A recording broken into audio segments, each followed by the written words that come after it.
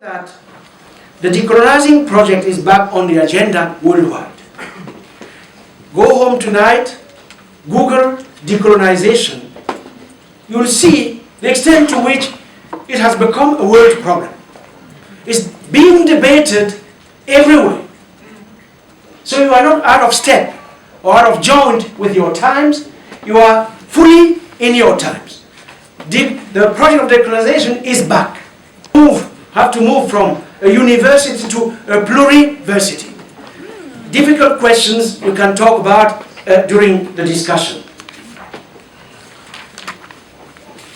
The project of decolonization is also back in many countries of Europe where minorities are fighting for a recognition of their identities and their inclusion in the police.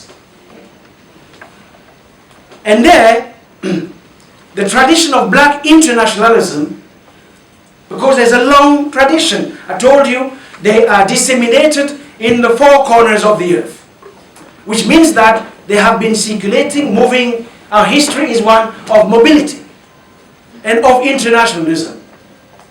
The implication is that we cannot afford to look into these issues from a purely South African-centric approach. We have to build on the reserves that are there. The distinction between black South Africa and black America is that here, blacks are not a minority. And we have to be able to do something with that fact. We have to be able to do something with that fact. South Africa is the only country on earth where a black majority rules over a substantial, influential, and powerful white minority. And, for God's sake, we have to do something with that.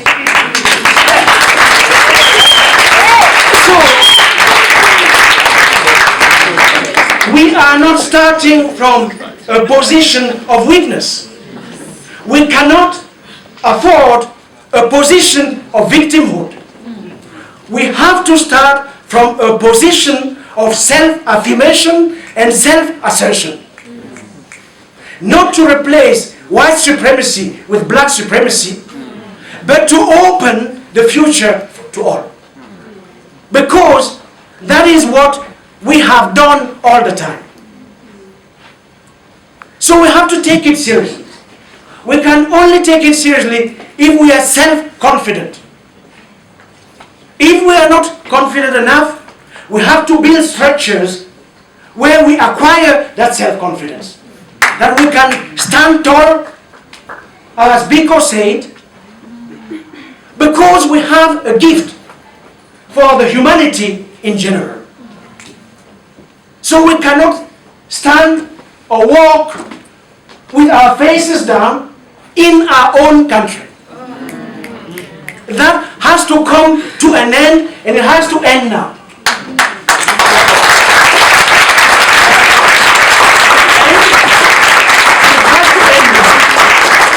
And in our own archive, we have treasures about how is it that we rise in confidence and self-assertion. Which means that if this is not taught in our departments, we have to create spaces in order to study this for ourselves and use it as an irreplaceable resource in the struggles we are engaged in. So if they don't teach it in the sociology department or the Department of Political Science, create yourself own spaces where you will learn about this. A lot of us are here, will come for free and help.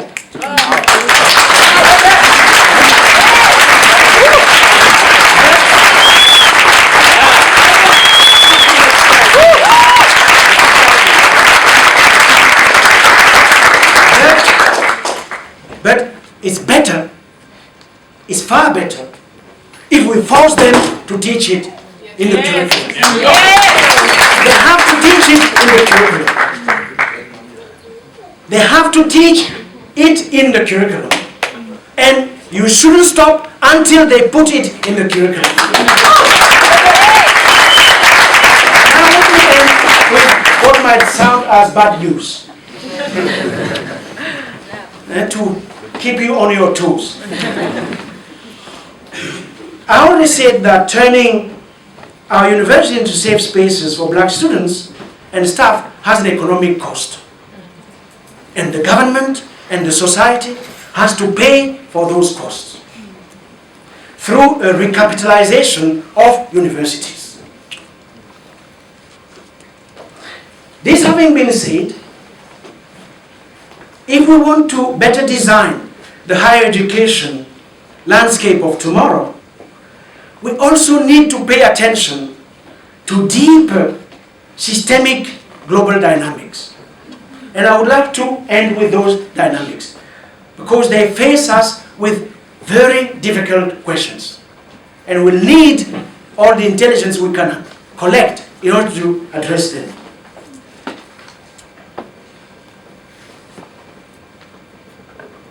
You see, the flows and linkages in the production, distribution, and consumption of knowledge are nowadays global.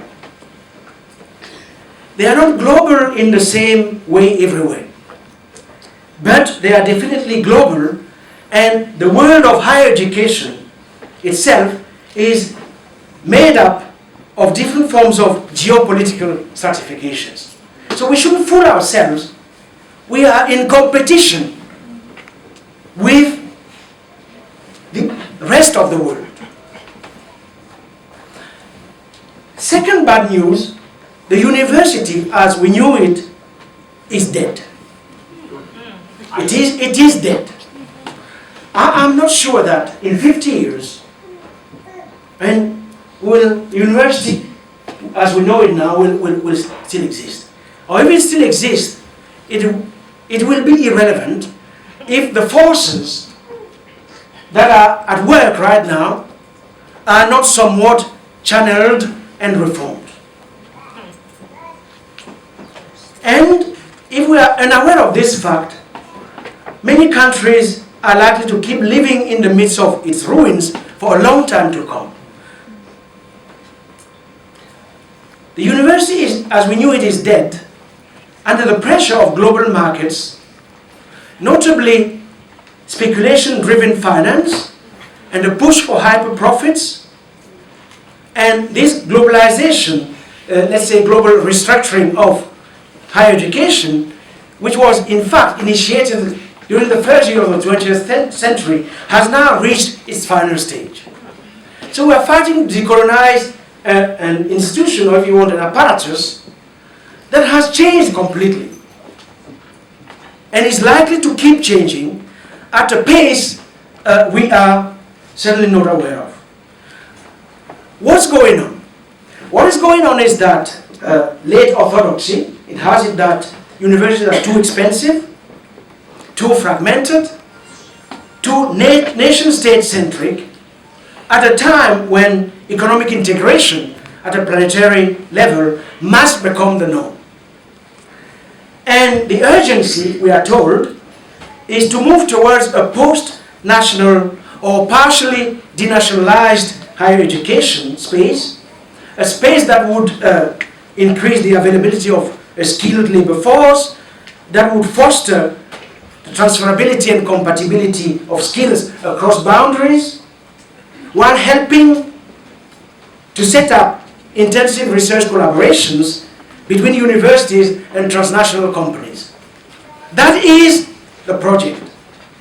And within this paradigm, the mission assigned to universities is to produce innovations in a more selected number of elite universities, the purpose of which is to create tomorrow's creative classes. That's the ideology of the world-class university.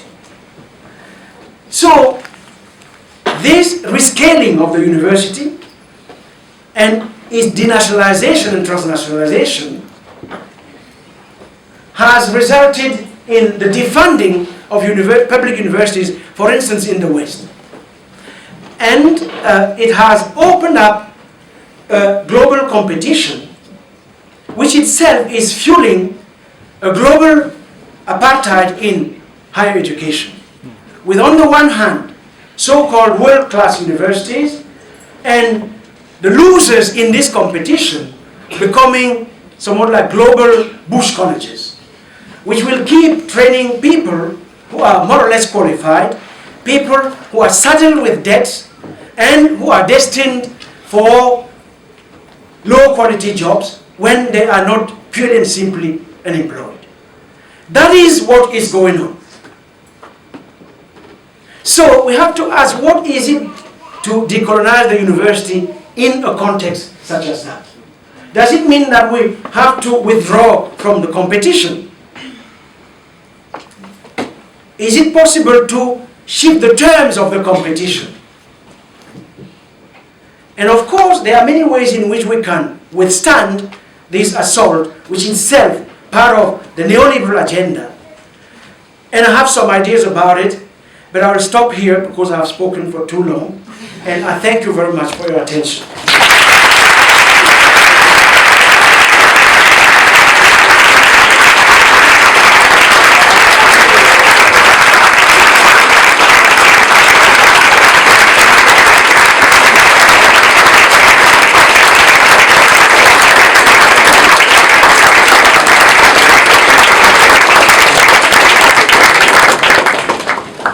Madam Chair, how are you?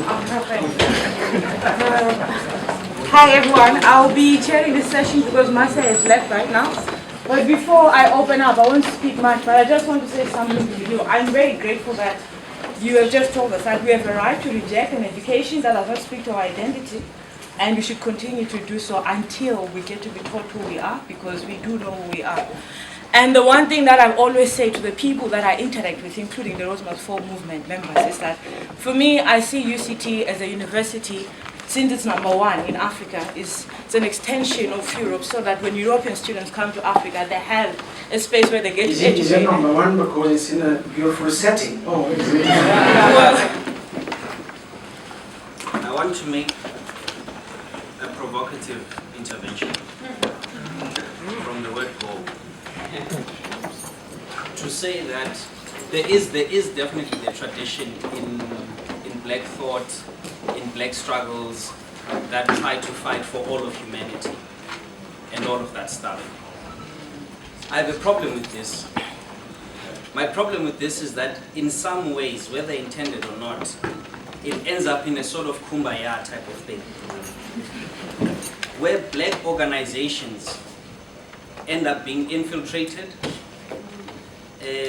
directly, sometimes by white organs, and sometimes, like happened with the FBI and black organizations in the US, using black operatives. So this kumbaya stuff doesn't work for me. If I'm drowning in a pool because there's a short European stuntman pushing me down, and this is the reason why I'm drowning, and this is the only reason why they are on top, me fighting them off does not make me the same as them, because I want to emerge out of the water so that I can breathe. They want to stay on top by pushing me down. Now, in this kumbaya stuff, what ends up being said is that I must fight their hand off from my head so that I can emerge out of the water, and having emerged out of the water, I must stand outside and pull them out too, because I'm fighting for all of humanity and all of this stuff. I don't believe in this for 1 second. And I think this has been the major hamstring of black organizations and black people rising up in the world. Just lastly, Chair, look at all the civilizations that have come up. Danish, whatever the case may be. You don't find Danish people say, oh, we want to do it for all of humanity. Hey, you know, it's nice. You don't find that. Japanese, the Japanese, they do all the time. No, you see the difference between but they're us very clear. They're very clear on who they understand. They're very clear on who they understand as human things. They are very clear on who they understand as human, because the European colonial project has always about humanity. We all know this, but they've been very clear on who they define as human. But we, in the black world, have the burden of not only pulling ourselves out, but also dragging other people with us. And I think we need to really wake up from this stuff. Okay, that's a okay, guys, wait. I'll give the lady and then come to you. Hi, my name is Anastasia. Yesterday, the Road to Festival discussion was on the place of brown people and black consciousness, and there was a lot of contention around how can brown people, other people of color, or even white people claim to the blackness that we're talking about that is not related to race, but rather a project of inclusiveness. How do we get the thinking around that? And I think you touched on it in your Vernon talk today, how we want to turn around blackness from being a liability to being something that all humanity can ascribe to.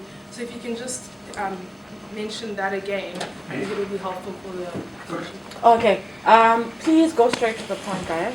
Okay, noted. Thank you so much for the talk. I consider myself really a black person, and I'm not brown in any sense.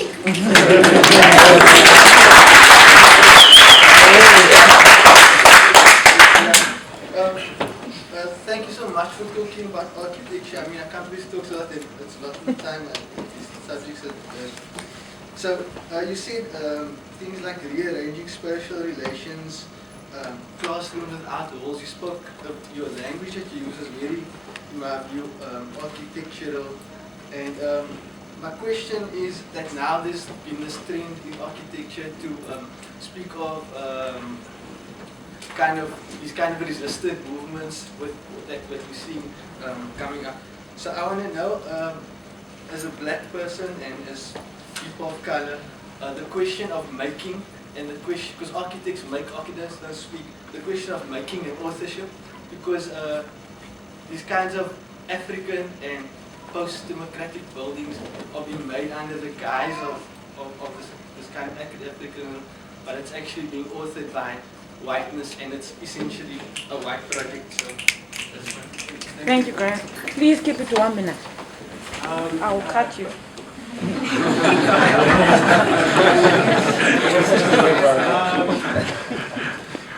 Usually not want to ask questions in public spaces like this because again not feeling confident. I can pull this one off. Again, going back to what you spoke about, the notion of rearranging spatial relations, and I couldn't stop myself from thinking about how South Africa has, in fact, invested so much in establishing Jewish museums about the Holocaust, and then you have South Africa, which is recovered from. We're still struggling with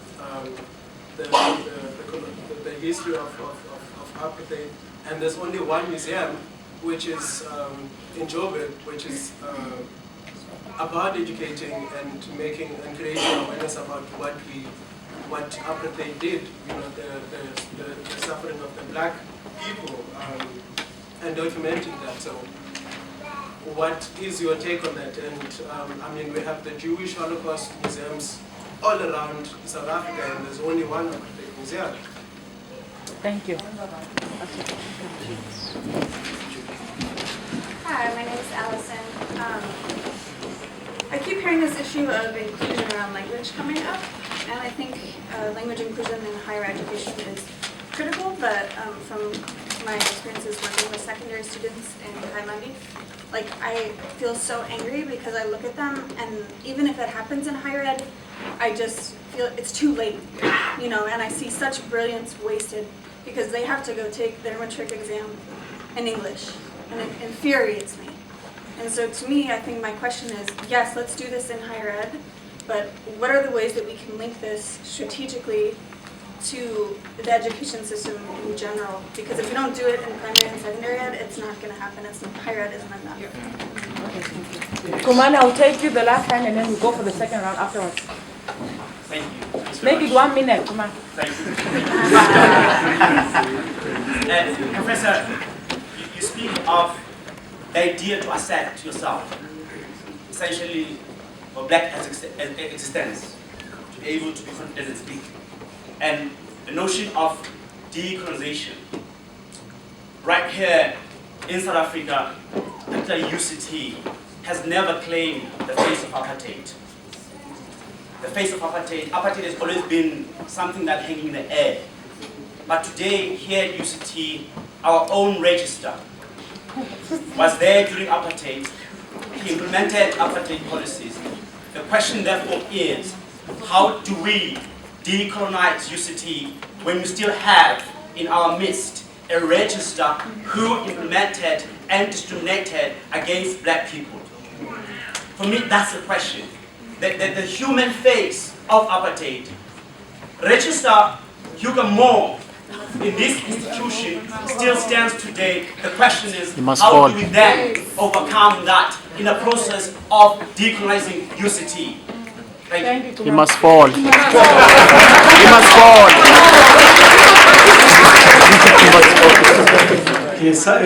Sabelo said he would ask a provocative question, and he was faithful to his promise, and he did, to the point where I couldn't wait for him to finish. I just immediately jumped to answer him, for which I apologize.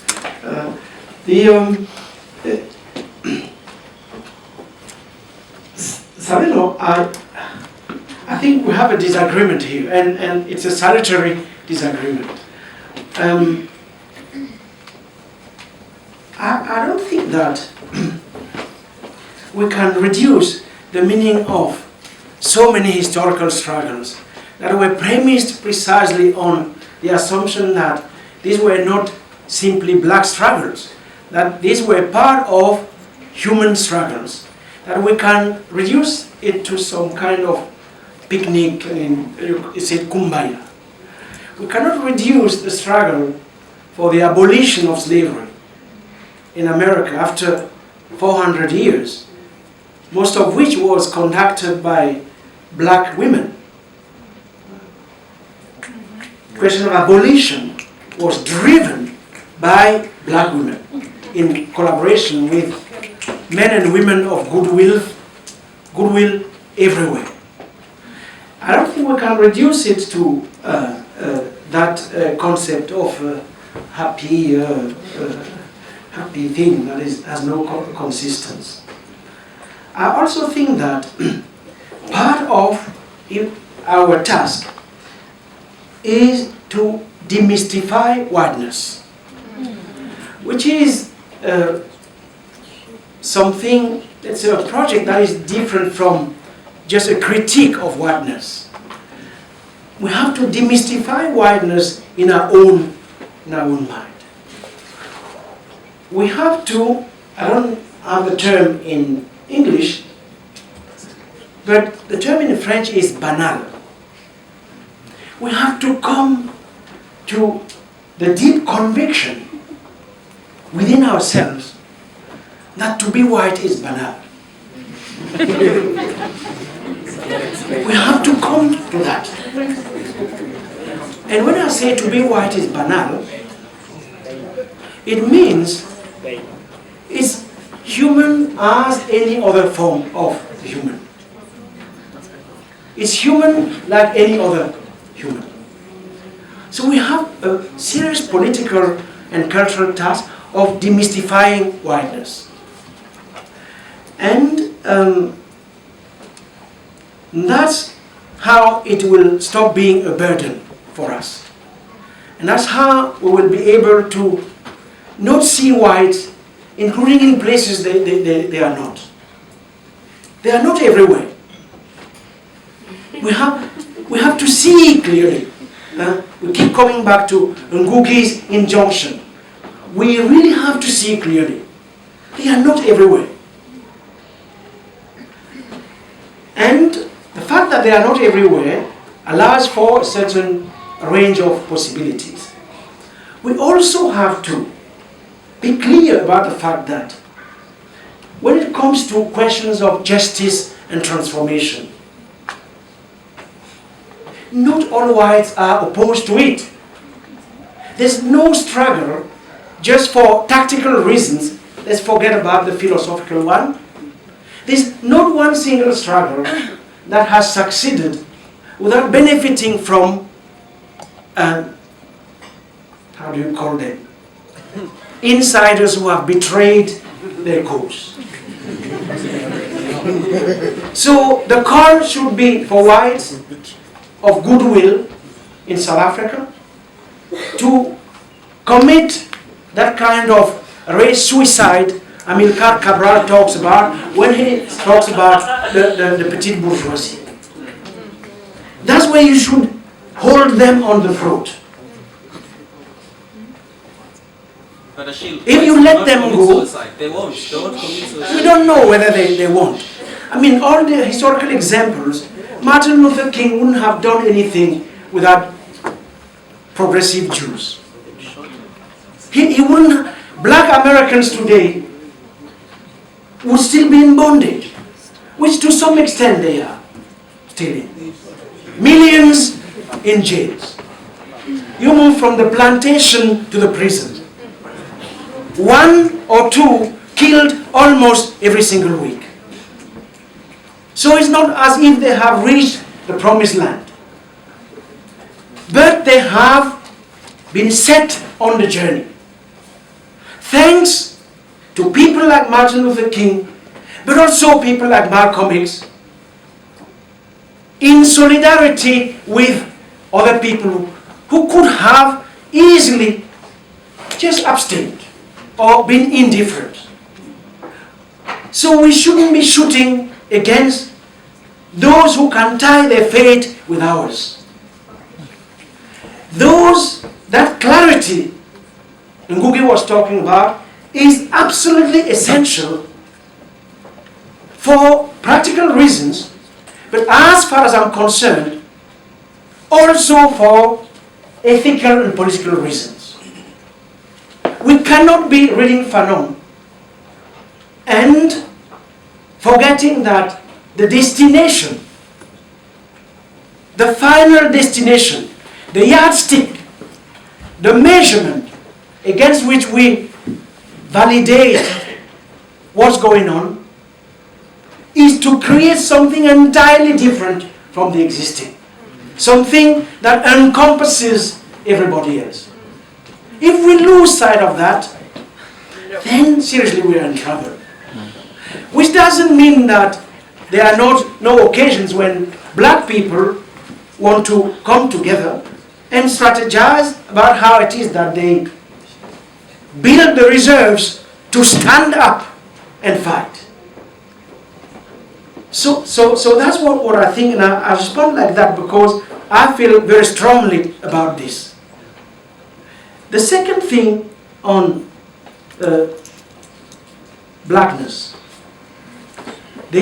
So you go home today, you Google decolonization, you Google Ngugi, and then Fanon, pitfalls of national consciousness. Now let's add another piece. You Google the first constitution of the Haitian Republic. When Haiti was a slave plantation, if you want. French-owned slaves there, most of whom came from what is today the Congo and Angola.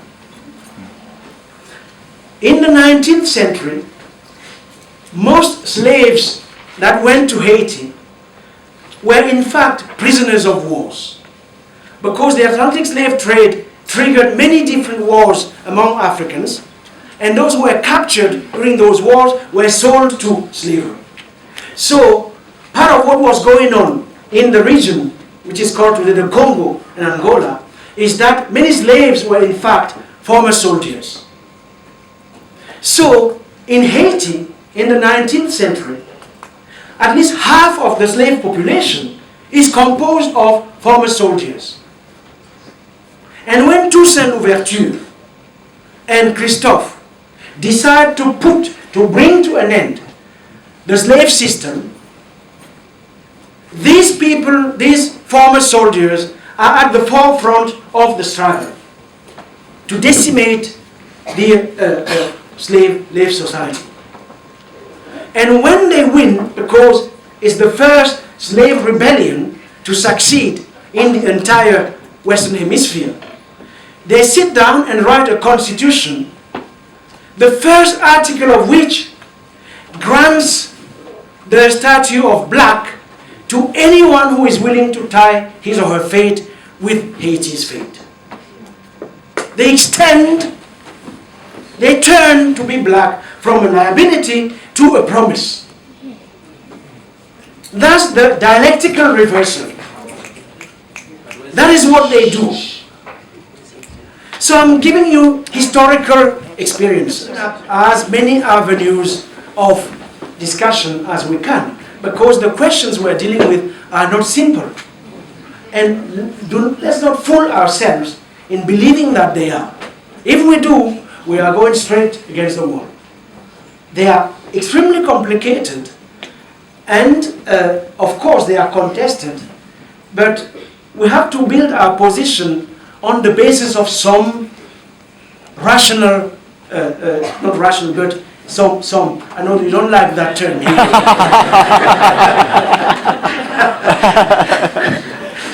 I know it's a term that is in dispute on this campus, but on the basis of some knowledge of some historical facts. Let's just put it like that. Then the question of memorialization and architecture authorship. You see, first of all, there is all that has to do with memorialization. We exited the apartheid period. The government has been busy monumentalizing history and not that, certain kind of history, which itself is a debate that is going on. Meanwhile, we haven't really decolonized the institution of the museum. The museum is still an institution that basically, in most instances, attend to needs that should be decommissioned. On the other hand, we have abandoned the teaching of history in our institutions. We are busy promoting amnesia. I do not know of any serious country where history is not taught in schools. So we have to bring back the study of history in our schools. We have to bring it back, but not only the study of history, the study of geography too. We have become like Americans. You go to America, you say, oh, where are you coming from? I'm coming from South Africa. Is it in Africa? They would ask you. We have to have some knowledge of the world in which we live. History and geography should become compulsory topics in our schools. Now, of course, languages. The question of language is extremely complex. I was reading this morning a piece by an Indian historian who is the director of the Center for Indian Studies in Africa. His name is Dilip Menon. Dilip has written this really interesting piece comparing the politics of language in India after independence and what's going on in South Africa. India followed a totally different path from that which is followed here. It achieved a certain number of results, but there's still a lot to be done. Which means that it's not enough to just invoke the teaching of languages for the problem to be solved. You need to establish translation bureaus. You need a whole set of other mechanisms if the politics of language has to have any impact on the transformation of the epistemic core of the disciplines. So I suggest that, I know you have a subcommittee on education and research. You can make of the question of language a very important topic, and then when Ngugi comes, he's a specialist of all of that, he can speak to that. Now the question of the register, I don't know the details of the staffing here.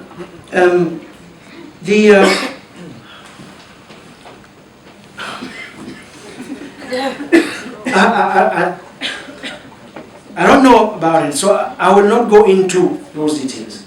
I will just make the following observation. When Nazism was defeated in Germany,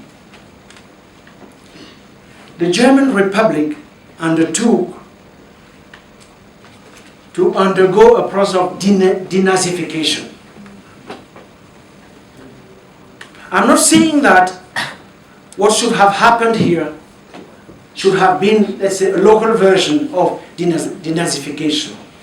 We chose an entirely different path, the Truth and Reconciliation Commission. We discover today both the limits of that approach, but also the potential that was written in it. Because that's what it is. It had limits, but it also had a potential, if properly reappropriated, can propel us to a certain degree to some kind of different future. So we cannot just entirely dismiss it. But we chose a path different from that of denazification. When communism collapsed in Germany, and Eastern Germany was taken over by West Germany, they forcibly retired a number of former communist people who had nothing to do in universities, for instance. Is it something we should have done here? It's up to the citizens to respond to that. Yes. Is it too late to do it? I'll leave it at that. Okay. So I will take a second round, and it's probably going to be the last one if there's not too many. Okay. 1 minute, yeah. Okay, I will note you. I will note you, gentlemen, and I will note you both, Brian, and then note you, gentlemen. We start with you. Make it 1 minute, please. 1 minute. Can you stand up? Can you please stand up just so we can what I wanted to ask was, I think a lot of this stems from the concept of blame, which I think is a nonsensical point. And because as black people and white people, we don't come to the common understanding that the problem with the psychology of colonialism is that it affects all races equally. You have a group of people who have such a cognitive dissonance that they'll attribute things like invention to themselves, that can't seem to assimilate Hitler or a Rhodes to themselves. And that's because the inferiority complex that colonialists can get, they've left that legacy on forever, where now people feel that they have to attach themselves to people that they had no business being attached to in the first place. Most of the people in this room went around doing apartheid, so there's no reason for you to feel in any way connected to anyone who's done it. But the psychology of colonialism forces one group to associate with people that education now teaches them they should never have been associated in the first place. So I just want to understand that aspect, is to say that you're a victim as well, because you're deluded into thinking that you share in a wealth that you do not. You're abandoned, you're here. Now, I think the solution should be oriented towards also understanding that both sides are affected by that psychology of people who did things a very long time ago. I hope you captured that, because I didn't get it. Okay.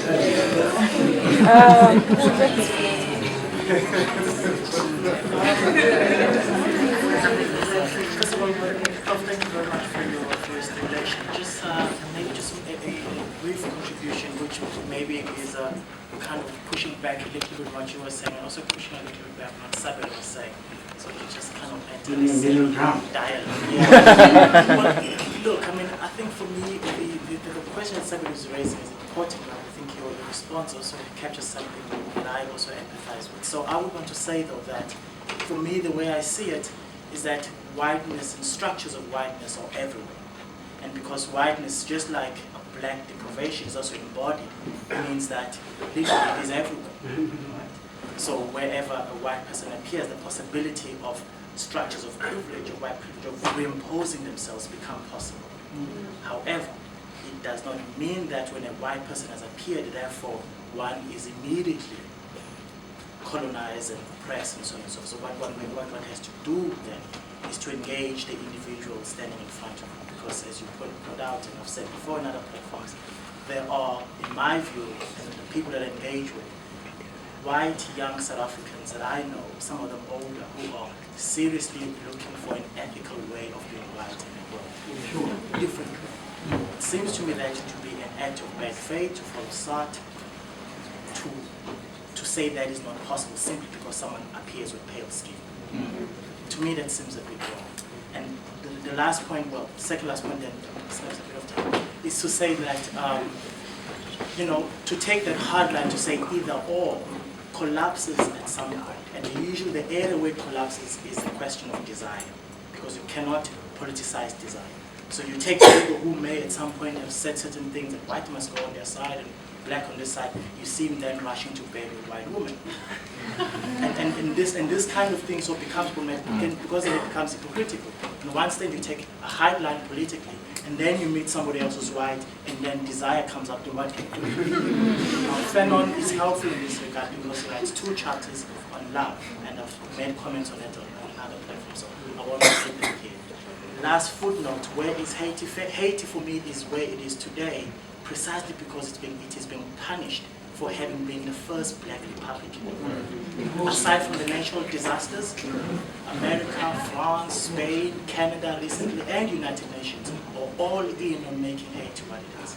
It's true. I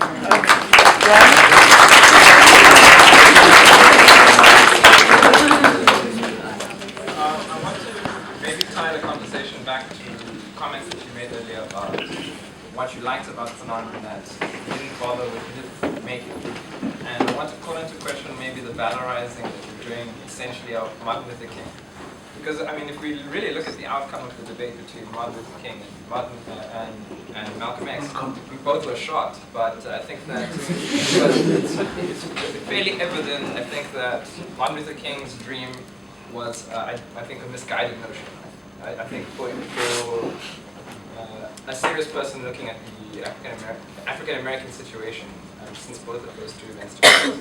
So in the spirit of not making myths, I want to ask, yes, we all acknowledge that the path of this process is about essentially achieving non-racialism and non-sexist society, egalitarian society, if you subscribe by that view. But the question I think that this campus is dealing with is the question of non-compliance. So I understand that you're taking a optimistic view on the outlook. I get the pros. We're looking at the big picture, that's where we must get to. But the particular conversation that we're having now is non-compliance. So we're in a situation where people refuse. The fact that it takes certain things to change the curriculum. You know, white people are talking about education is the answer. Meanwhile, none of those people are speaking up when we're talking about what education we want to change. All of a sudden they're gone. So those people will continue to be gone, and it seems there are very clear and specific reasons why people do not value certain kinds of knowledge. Now the question is that obstacle necessary? There are many things that we need to do to deal with. Is it necessary that we must also deal with that one? With somebody who doesn't acknowledge something we've reached consensus on? There was a hand somewhere, okay. You spoke about decolonizing the university and you touched on access. I've been a student in and out of this institution since 2004. And I look at the racial distribution, racial profile in here. Yes, it's improved a little bit. There's a little more color than there used to be. Why am I talking about this? The reason why I'm talking about that is, you know, yes, we want to talk about decolonizing these universities. We want to talk about creating access into these universities. I'm sure we're talking about access to people who were previously disadvantaged. But now, those very same people we want to create access for, we are not bringing them up in any way. If we are talking about access for the previously disadvantaged communities, I think we should talk about it and also plant the seed to make it a reality in the future. Because we've been going on this subject for some time now, but what is happening at the grassroots? At the grassroots level, the kids in primary school are still being taught by graduates of a Bantu education. They're being taught by teachers who know nothing about mathematics and science. Okay, I'll take that one there. My name is Thomas. I'm from Germany. So first of all, I can assure you that there is a lot of attention in this case in Europe about what you are doing, and it partly complies with my personal history also, because in the 60s and 70s as students we were removing and destroying a lot of colonial statues at German universities, melting them into coins, selling them coins, and buying weapons and trucks, for example, for the Zimbabwean liberation. These trucks had been developed, transported to Mozambique, delivered to the ZANU, and were part of the fight there. But another point is what I would like to raise is Udi. In my former life, I was part of a publishing house who did the German translation for Decolonizing the Mind. And I know Udi is just in a fight to get a German visa for a talk which he will have in 14 days at our university in Münster. It's a big university town. And having these connections to Udi, I would gladly support you in trying to get in here and have a speech.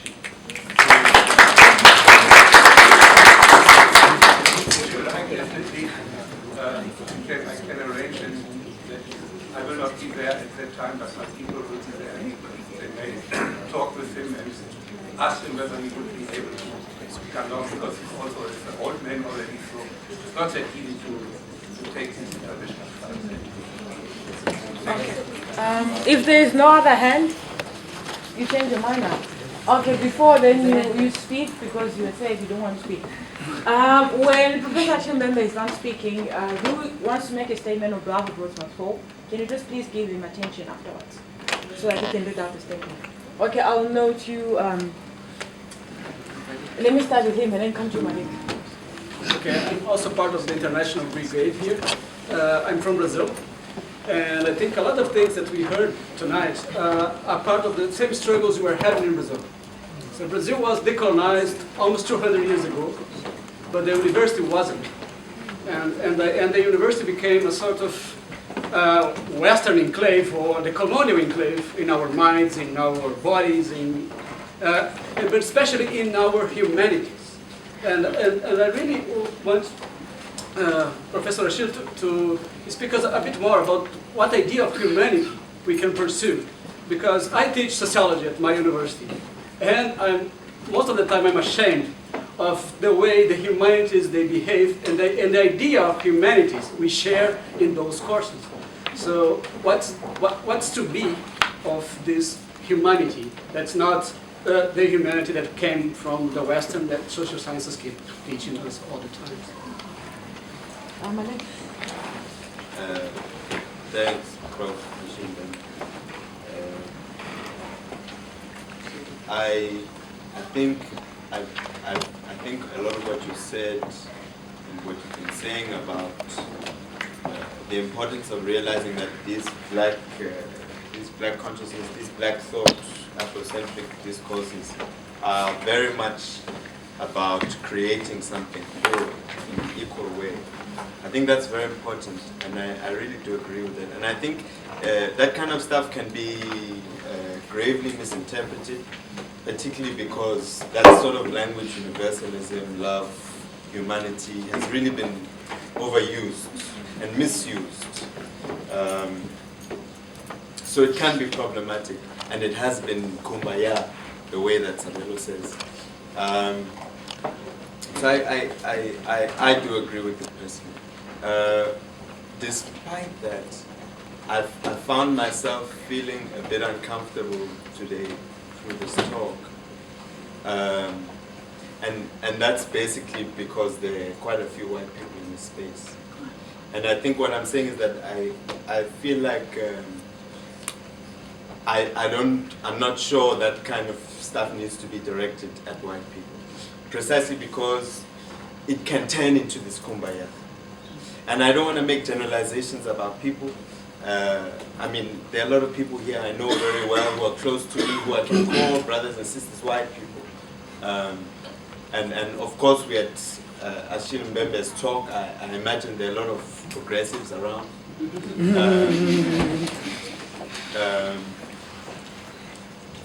But I feel a bit uncomfortable. I felt it. And I don't know. I just wanted to say that maybe you can comment. Before you respond to questions, I do have a question, even though I'm chairing. I cannot miss an opportunity to ask a question because I've been using your work a lot, so I might as well make the opportunity to speak to you directly. I must say that some of the things that you write I'm not happy with, but that's a topic for another day. What are you not happy with? Okay, but I won't go there now because when I wrote my research proposal, I used your work a lot. But for me, I just want to ask a question, and it really speaks to, it may be broad or it might be specific. If we all agree that colonialism, apartheid in South Africa specifically, were systems of human violation, therefore they were criminal, and having institutions that continue with that criminality, so why are we still negotiating a criminal system to be decolonized?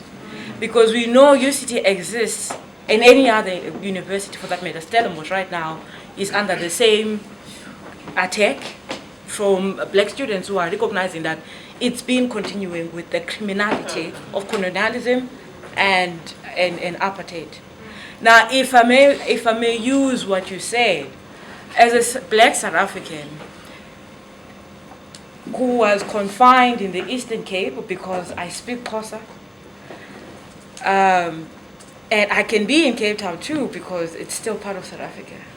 I have a problem with having to navigate with the confidence that you say we should have as African people, a space that for me resembles apartheid in each and everything, the structure, what people say, how they look at me, what they think of me when I'm in lectures with them, and what they say on Facebook when they speak.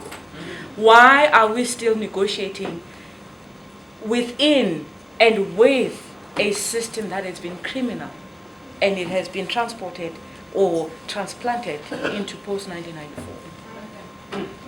So I'd like for you to really respond to that question from a position of Africanness and not from a position of humanity, because if you are going to respond from a position of humanity, you're reducing my humanity, so that the humanity of the European can always be at the surface. So please respond as an African, because I want to look at each and every white person in here as a human being, but I want to be recognized as a human being in my country, in my continent. So please respond to that question, because to me, I feel like everything that you have said, I agree with a lot of things you said. I don't agree with a lot of things you have said, because I still live in a system of criminality, and I don't necessarily say that we have legalized it, because we vote every year, and those people, by the extension, they represent what we say is African people, but in actual reality they don't, because they are colluding with white capital. So now my question is, if we are saying what the current system is, at university level and at societal level, politics, including society, we still live in a system that resembles apartheid. It doesn't resemble, it is those systems from those two eras. Why are we still negotiating?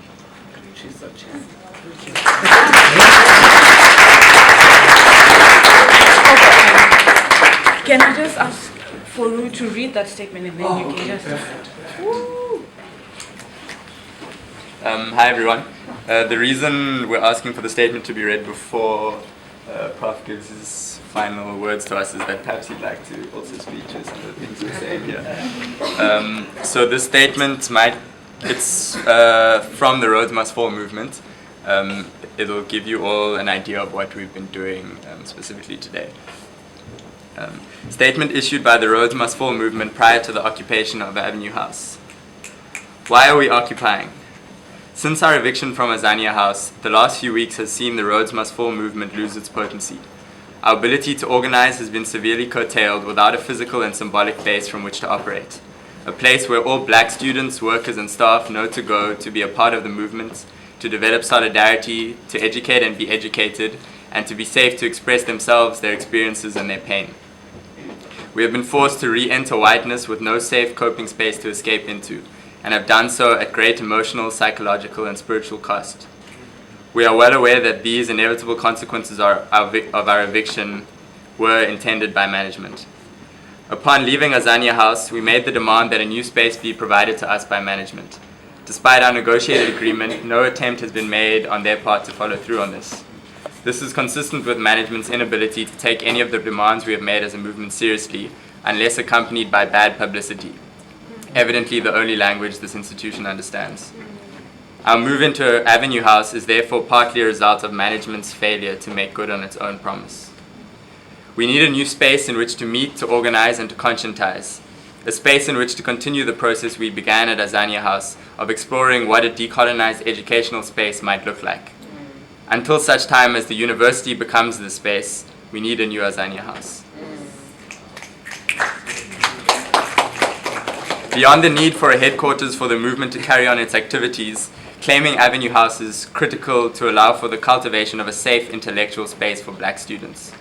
The university currently offers no space in which black students can come together to discuss the pain and violence we experience on campus and in the world on a daily basis.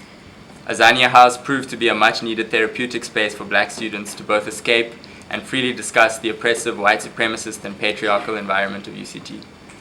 Our forced removal from that space by management has therefore been traumatic for many Rhodes Must Fall members. Following on from this, the occupied space will also be a place at the university for black students to focus on academics, free from the violence and deep discomfort of the rest of campus. The movement will organize black tutors and lecturers to assist in this process. We require a space that can provide to black students what the institution has deprived us of, and to combat the dehumanization it inflicts on us constantly. Indeed, a space in which we as black people can empower ourselves is crucial for the decolonizing process at UCT. Most importantly, we are claiming Avenue House as the new Azania House to protest UCT's failure to provide housing to students. A number of students were living at Azania House because they were displaced by the university and had nowhere to go, despite these students having consistently approached student housing for help. They experienced this displacement once again at the hands of the university when we were evicted from Azania House. This occupation will therefore entail continuous sleep-ins to highlight this urgent situation and to show that once again, black man/woman, you are on your own. Why Avenue House? Avenue House forms part of the student housing system at UCT. One ought to ask why it is that the overwhelming majority of students who are left displaced and without accommodation happen to be black. The reason is that the housing system as it exists functions to preserve the institutional culture that violently alienates and displaces black students. Avenue House forms a major part of the system that denies many black students their right to belong at this university. If the university does not prioritize the needs of those students who are most vulnerable, whose lives have become a proxy for death as a result of 400 years of oppression, then the institution commits itself to protecting those who benefit from that very oppressive system. Therefore, Avenue House can no longer belong to UCT alone because the university has failed black students in this regard. The university is committed to a process of transformation, a process of liberal paternalism which has left us 21 years after formal apartheid asking the same questions about our country. Why is our land in the hands of white people? Why do white people dictate where and how we can live? Why do white people dictate how and what we learn? We propose instead a process of decolonization. This university too belongs to black people, and therefore no black student should ever be turned away from the university when it sits on his or her land. This is why we are taking over Avenue House. Maibuye Azania.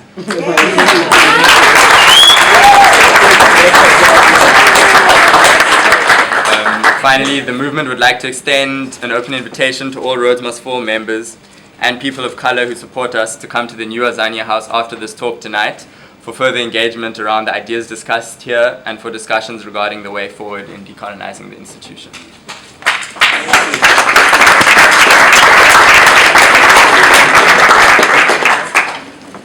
Okay.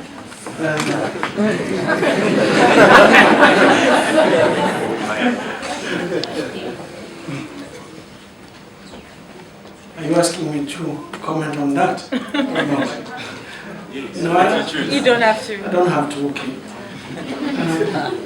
I would happily do it, but I mean,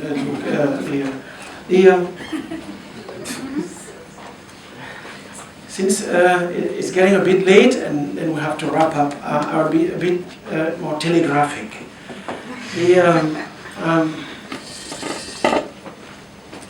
You see, first of all, thank you very much for your contribution. And I'm wondering, I think you should have been here telling us about what you told us. I totally agree with it. There is a certain kind of racism that is a form of idiocy, pure and simple. And in fact, a huge part of racism is about idiocy. And therefore, it's extremely... we cannot spend our time responding to idiocy. There's a moment when, in front of idiocy, you just have to say, no, fuck it. Fuck off. Fuck off.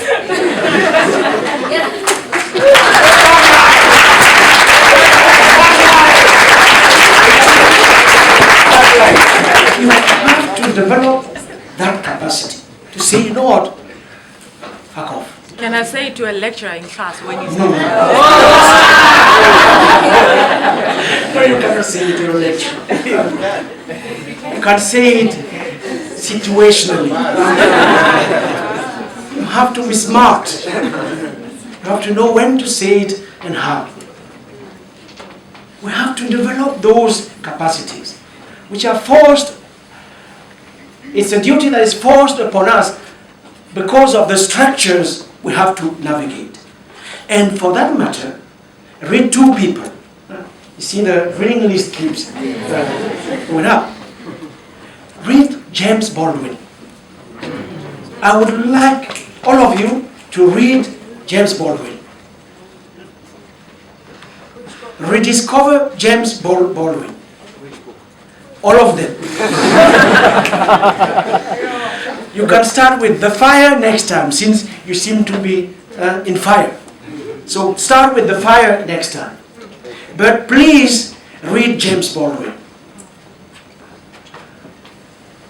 Contrast James Baldwin with Richard Wright.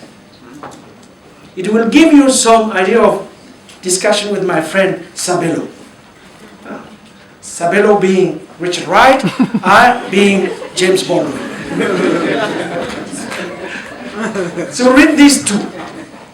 You will learn a lot.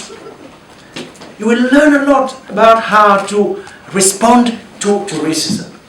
We have to reinvigorate the resources for responding to racism, which include at the extreme end the F word. There are forms of racism that are a form of idiocy, but a kind of idiocy that turns into a mental disease.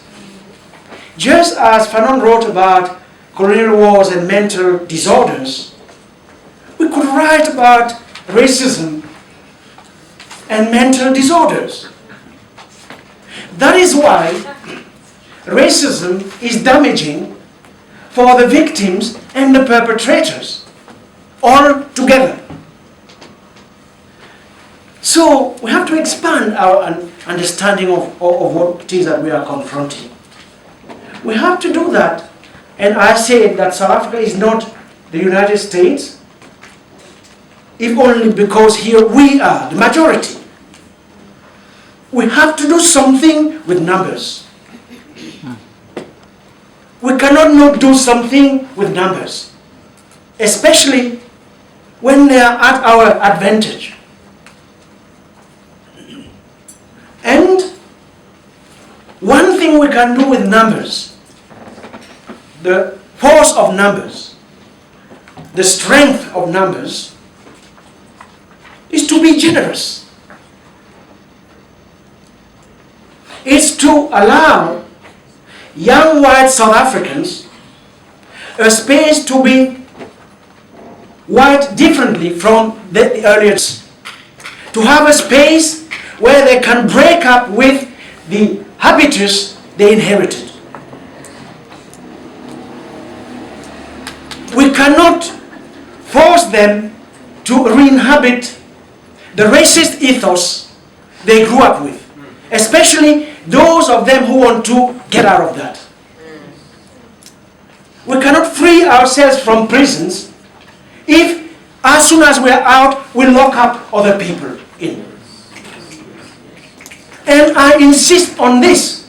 You can call it kumbaya, sabelo, whatever you want. It seems to me that that is the way forward. And it is very demanding. It's not easy. And we can see it here. It's not the easy way. The easy way, let me tell you, is to buy a gun, get out, and kill those who do not look like us. That is the choice we have. The choice is between getting out, killing people, executing them extrajudicially, or undertaking the hard road of building solidarities and making it possible for men and women of goodwill to act and live differently. If we choose the first road, we are doomed to catastrophe. So, if you want, that's my confession of faith. And I challenge you to come and deliver a confession of faith that is based on exclusion and discrimination. That is the choice we have. That is how this country will live up to its promises. And that is how, because that's what we have to aspire to. That's how, in the words of Steve Biko, who paid with his life, that's how we will become a gift to humanity. Therefore, I don't believe that Martin Luther King worked for nothing. We cannot say that. I'm not saying that that's what you say. But we cannot entertain that idea. Yeah. We cannot entertain the idea that Mandela worked for nothing. Of course, these people had their limits. But let me tell you, even about Mandela, who is coming under severe criticism for some good reasons. When you read his conversations with myself, look at what happened to him in prison. Look at Robert Sobukwe. Read all of those ancestors. And you will understand what it is that I'm talking about. So, we have to allow young white South Africans, our compatriots, we have to give them the possibility of exiting whiteness as a mythology. And that has to be part of any decolonizing the university project. So, you can agree with that or not, that's what I believe. Since you asked me what it is that I believe. Now, the humanities, our comrade from Brazil is absolutely right. The idea of the human is under siege. It is under siege. It is under siege because it has been overextended. We have the core of the knowledge we produce in the humanities rests on the assumption that we are at the center of the universe. And everything else is ordained to our use and our domination. But that time when everything else was ordained to our use and domination, that time is over.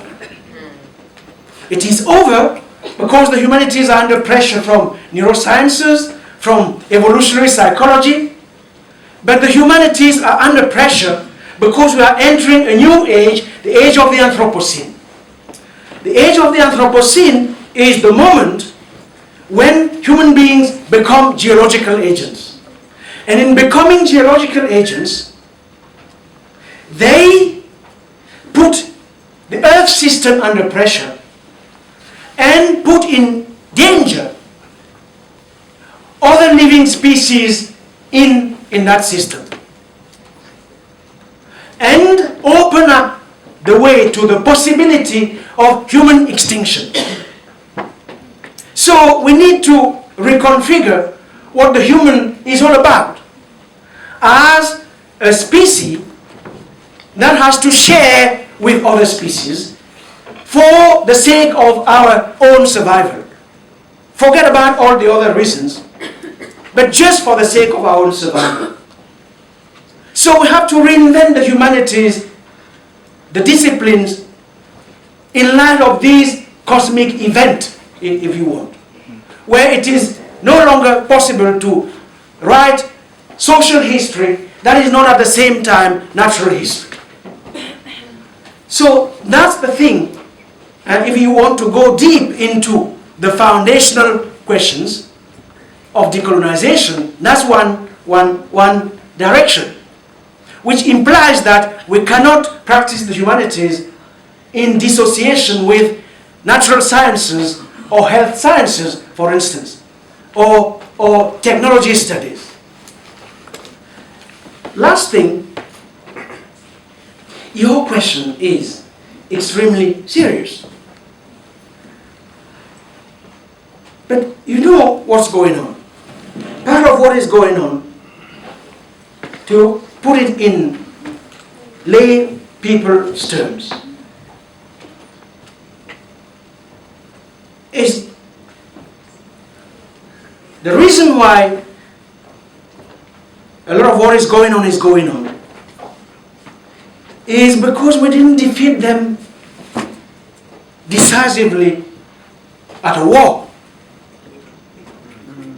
There was no clear victor, and nobody got out of it as having been clearly defeated.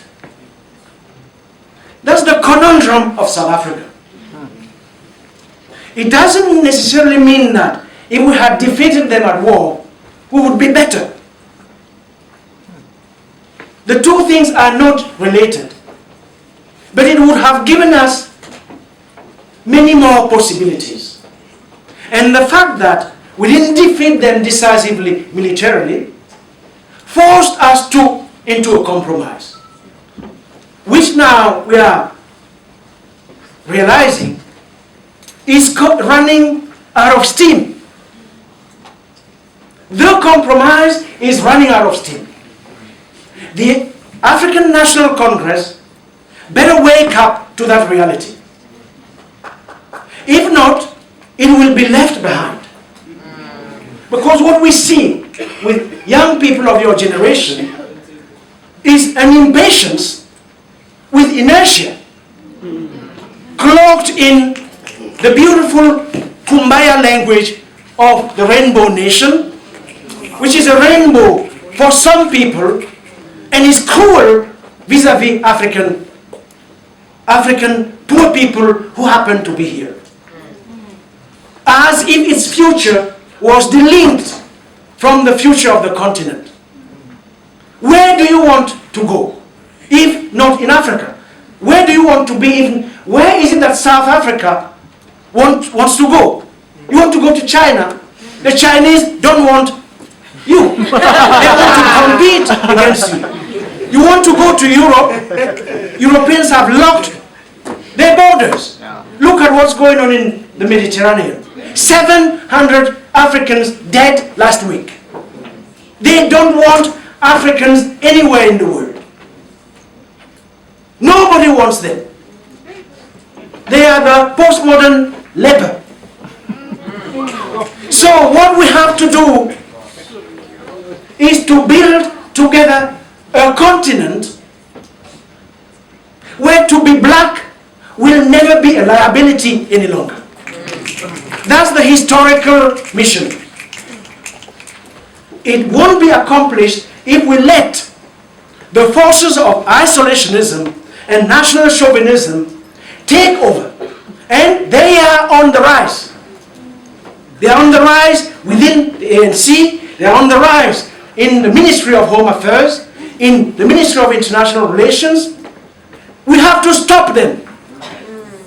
Because we cannot be killing Africans here and at the same time investing billions in Nigeria or in Guinea or in Mozambique or in Angola. They won't allow us to do that. We can't be shooting ourselves on the feet. So these are the issues. Then the other thing, not only didn't we defeat them militarily and open up many more possibilities, democracy, what is democracy to some extent? Democracy is the suspension of revolution. That's what democracy does. That's what democracy in the age of neoliberalism is about, the suspension of revolution. And we're deep into that. That's why Ferrial can say, you know what, stop being addicted to the past. Consume. Consume, create businesses. That's the only language we hear from our leaders. That's the only language. They do not know how to talk differently. When they open their mouth, is to talk in pidgin. That's the global pidgin. Develop your own business, be an entrepreneur of yourself. If you cannot do that, very sorry, it's your fault. Meanwhile, we give handouts to the poor in the form of social grants. So, if you are serious, and I'll end it there, if you are serious about the times we live in, and I'm not sure that all of you are serious, because you know what? It takes a lot of effort. It takes a lot of energy, intellectual energy. You have to be smarter than earlier generations. You have to be tactically astute. You cannot just occupy Azania House. You have to hit marks when he least expects you to hit, and move quickly, because if you stay in the same place, he has the means to crush you.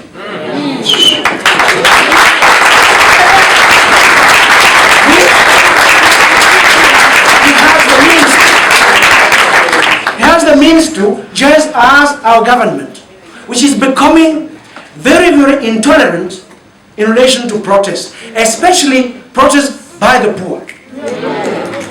The poor is becoming the enemy worldwide. Nobody wants the poor. Nobody wants to be poor. Nobody wants to live with them. Nobody wants them in their own backyard. That's the future we are making. I don't want to end on that sad note. I'm sure Max won't call the police. I'm sure that there are many different ways in which you deal with dissent. In fact, if I were the Vice Chancellor of UCT, I would kill you softly. Diplomatically. I would give you the space you want. I would come and attend the workshops. And in that way, together, we would build the best university Africa has ever seen. Thank you very much.